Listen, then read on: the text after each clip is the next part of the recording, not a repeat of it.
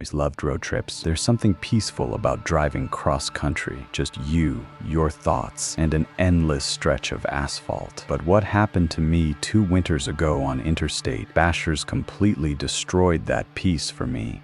I don't drive at night anymore, and after you hear this, you probably won't either. Kinky. I was driving from Ohio to Wyoming. It was around Sanling AM, and the snow was starting to come down pretty hard. My eyes were getting heavy, and the hypnotic wiping of the windshield wipers was practically putting me to sleep. I knew I needed to pull over, grab a coffee from my thermos, and stretch my legs. I saw a blue highway sign approaching for a rest area, so I took the exit. The rest stop was dead, completely desolate, just a small brick building with the restrooms and a massive empty parking lot, illuminated by a few flickering sodium vapor streetlights. I parked near the building, killed the engine, and just sat there for a minute, listening to the wind howling outside. I grabbed my coat and made a dash for the men's room. The fluorescent lights inside buzzed loudly. It smelled like cheap bleach and damp concrete. I washed my face with freezing cold water, trying to wake myself up. As I grabbed a paper towel, I heard it.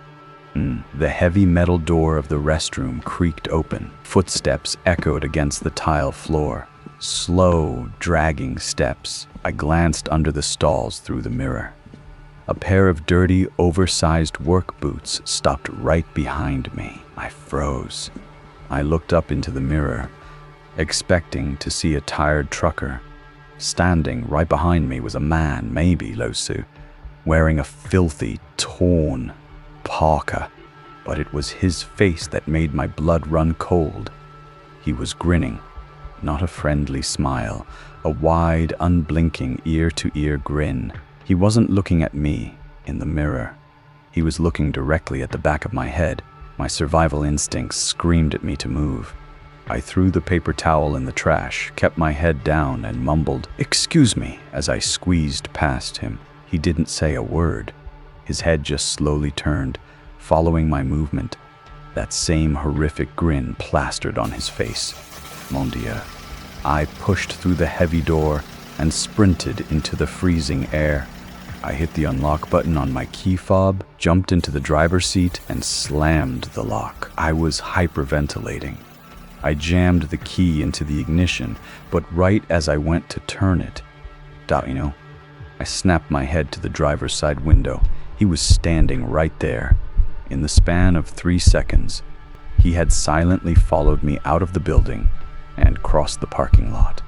His face was pressed so hard against the icy glass that his breath was fogging it up, and he was still smiling. "Huh?" He raised his hand and started pulling on the door handle. Clack, clack, clack. Violent, desperate pulls. I slammed the gas pedal.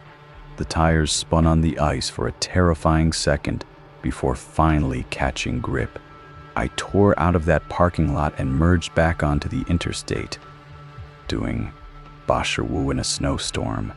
I didn't stop until the sun came up, and I found a crowded diner. Beans, Pishan's top of 4s.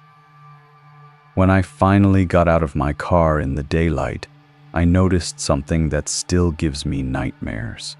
My driver's side window was covered in handprints, but they weren't just on the outside. When I wiped the glass, I realized some of the smudge marks were on the inside.